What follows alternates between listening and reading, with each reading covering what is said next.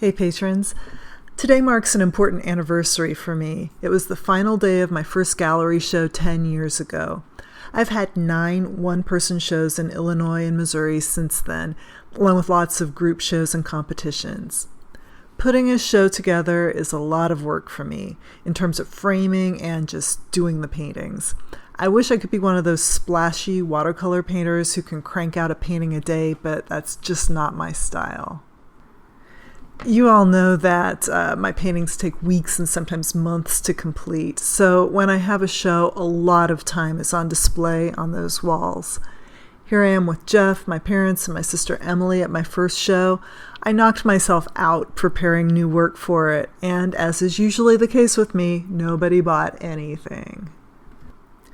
My prices are just too high for most people around here, but if I put a month of work into a painting, I can't make myself sell it for $99 or less. So at my shows, people will tell me they love what I do, it's the best show they've seen at this gallery, and so on, but I don't get the red dots. So here's my question to you. How does someone like me survive as an artist here in the Midwest? And let's not forget, I started out when the recession was in high gear and definitely nobody was interested in fancy hand-painted wall decorations. Patreon pays some of my bills along with prints and other sources of revenue, such as commissions and people who actually want to buy the paintings I make on my own. But art shows are tough, and after that first sad show where I didn't sell anything, I was moping around online and looking at Twitter. I was following Roger Ebert at the time. Everybody was, and he was kind of the king of Twitter in 2010. And that day he tweeted that whenever he watches movies and he sees books in the background, he looks on the shelves and scans to see if any film criticism books are on the shelves, and they never are. This immediately made me think of a big painting I had just completed of a little girl named Mabel. Mabel is the daughter of my friend Melinda, and she's reading in front of a messy bookcase with a variety of books in it. And one of those books is a Roger Ebert movie guide. So I tweeted to Roger that maybe his books aren't in the backgrounds of movies, but one of them made a cameo appearance in this painting of mine, which I attached to the tweet along with a link to my website.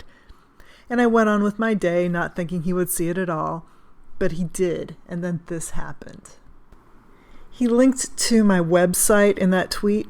My husband and I had put it together a few months before this, so I had examples of my art there along with the stories behind them. So I was glad that was in place.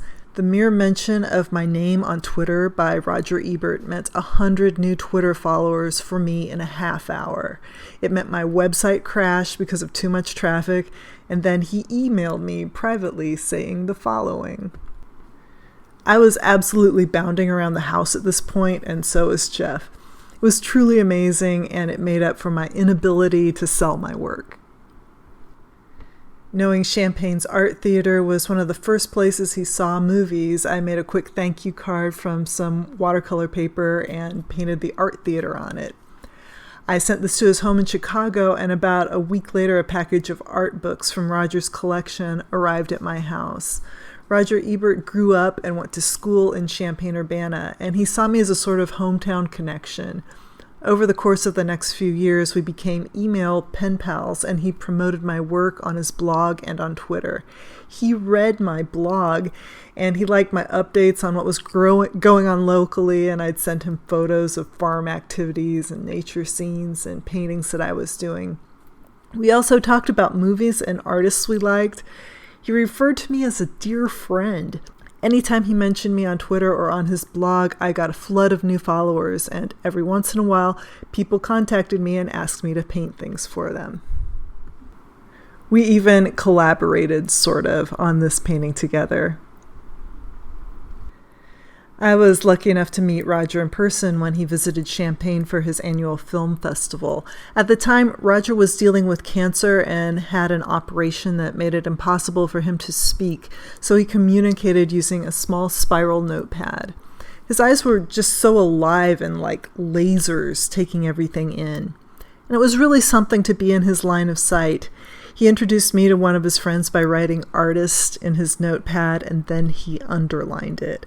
And I can't tell you what that did for me as a woman just starting her second career as a full-time artist. And I really miss him. I continue to communicate occasionally with Chaz, his amazing wife, who is a hero in her own right. So that's my Roger Ebert story, and it happened 10 years ago today.